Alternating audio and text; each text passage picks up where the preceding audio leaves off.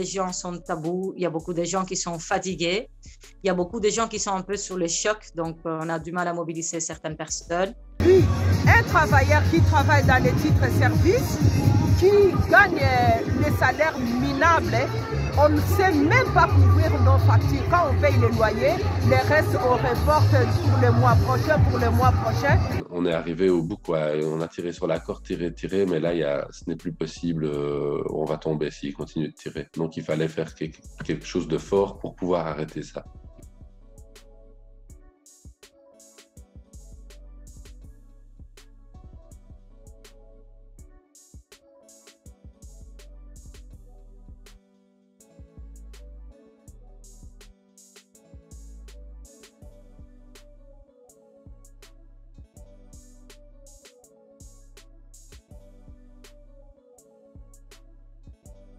Écoute, c'est pas très évident parce que si quelque part on s'attendait à une loi pareille, la vérité c'est que ça s'est passé sans aucune concertation sociale.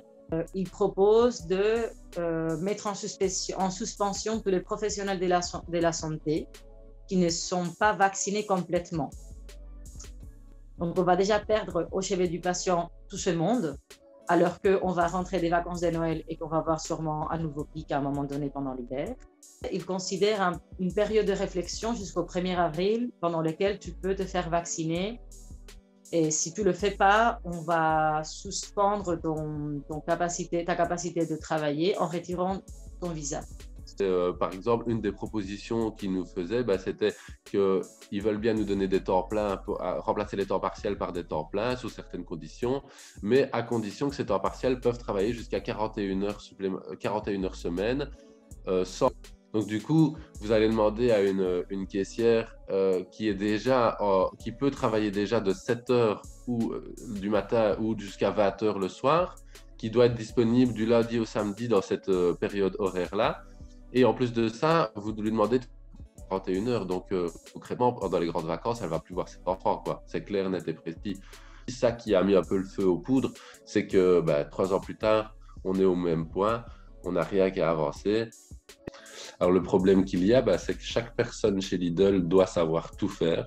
Donc, peu importe, on est très polyvalent, quoi. On peut être en caisse, cuire du pain et remettre de l'eau en même temps. Et ce qui pose problème, c'est que dès qu'il y a de la maladie ou qu'il y a du personnel qui n'est pas là, comme le personnel doit être très polyvalent, on ne sait pas le remplacer. Et donc, on arrive dans des cas où on est en sous-effectif, où tout le monde court partout.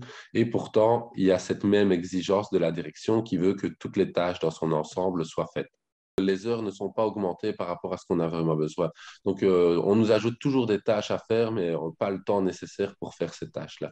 Peut-être on est là à la manifestation aujourd'hui, le 18 novembre 2021, pour revendiquer nos droits concernant les salaires qui n'augmentent jamais.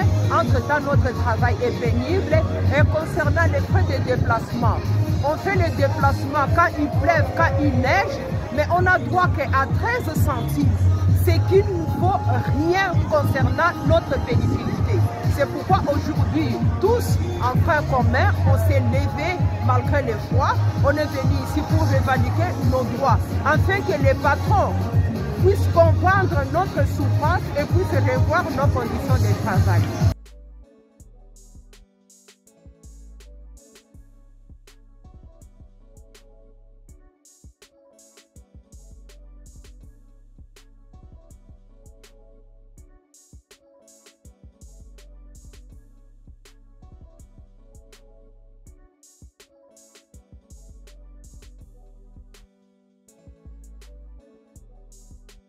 Ce n'est jamais que le début de la suite des négociations.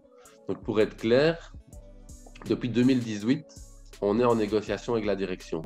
Parce qu'en 2018, l'accord qu'on a obtenu, c'est les 42 heures, comme je l'ai expliqué, mais c'est aussi une réduction de la charge de travail.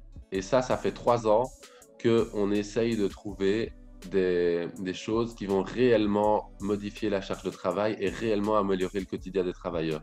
Et ça, on bloque parce qu'on a une direction qui est inflexible, qui veut toujours ajouter des choses qui ne nous arrangent pas aux négociations et il veut qu'on signe tout dans son ensemble. Donc en fait, clairement, elle veut avoir son petit cadeau aussi, du genre l'annualisation du temps de travail, par exemple. Voilà, ça c'est quelque chose qui nous ressort tout le temps.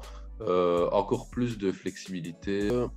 Le but, c'est vraiment de terminer toutes ces négociations sur la charge de travail fin mars. Donc, on a bien fait comprendre à la direction qu'il était nécessaire d'améliorer de manière urgente et qu'on ne pouvait plus attendre et se permettre d'avoir 3 ans de négociations encore pour améliorer la charge de travail.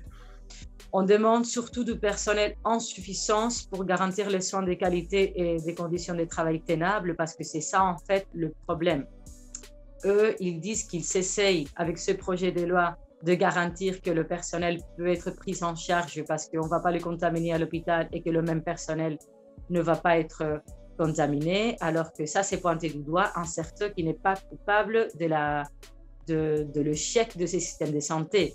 Le problème de notre système de santé, c'est qu'ils sont fermés des lits pendant des décennies et qu'il y a beaucoup de personnel qui a abandonné ce métier parce qu'il n'est pas bien payé, parce qu'il n'est pas considéré comme un métier lourd et parce qu'il y a un long, etc. Et c'est ça le problème. Il manquait 5000 infirmiers avant la crise et il manque encore 5000 infirmières. C'est une incompréhension totale.